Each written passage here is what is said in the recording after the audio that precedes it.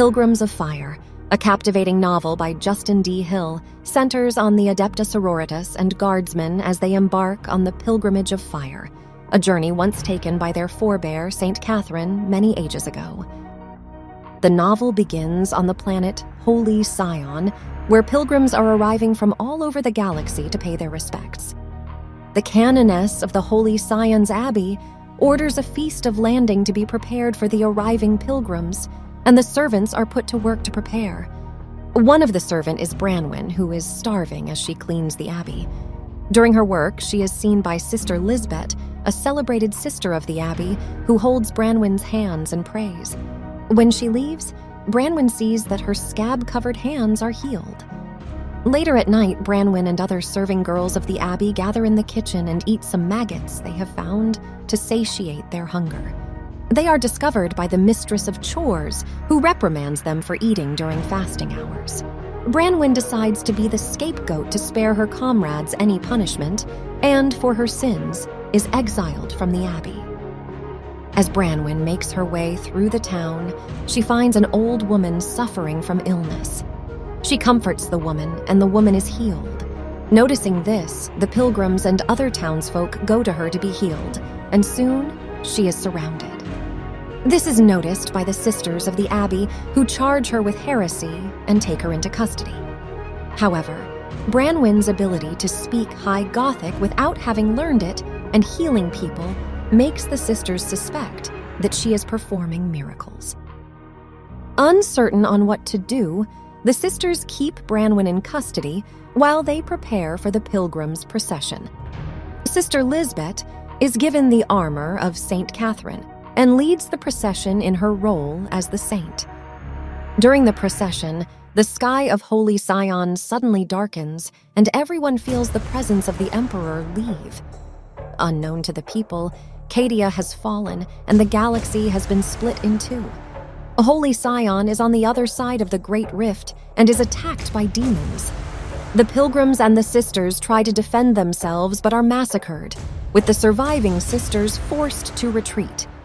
Gloranthax, a demon imprisoned by Saint Katherine, is freed by the opening of the Great Rift and is fought by Sister Lisbeth. They hear singing from the abbey and realize it is untouched by demons. They find Branwen singing inside and realize that she truly is a saint.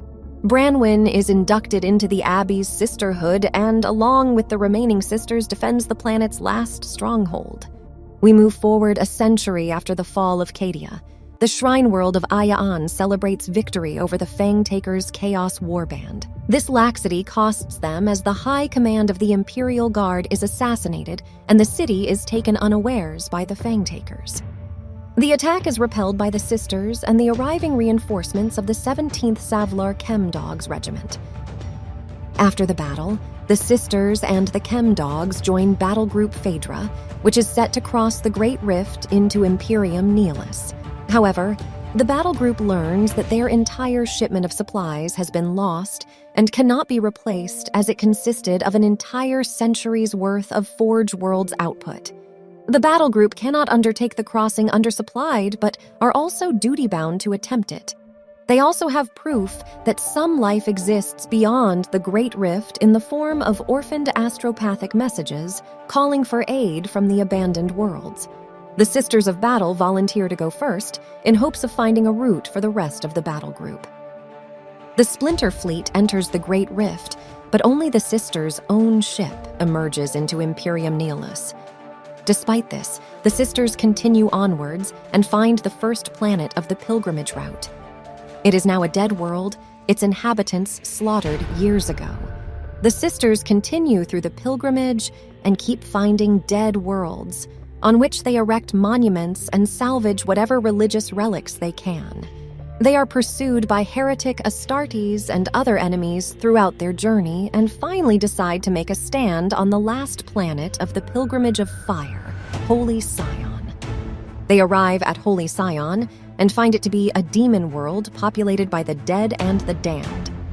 There are chaos warships in the planet's orbit, which the Sisters' battleship engages. The Sisters of Battle and the Chemdogs Regiment land on the planet's surface and engage the heretic Astartes and the undead in ferocious battle. They fight their way to where the abbey stood and find it still standing, as only a few years have passed on Holy Cion after the fall of Cadia. The abbey is attacked by the demon Gloranthax and is fought by the arriving sisters and the sisters of the abbey, while the Chem Dogs Regiment engage the heretic army. Gloranthax is fatally wounded by Branwen at the cost of her life, and the finishing blow to the demon is delivered by Sister Lisbeth.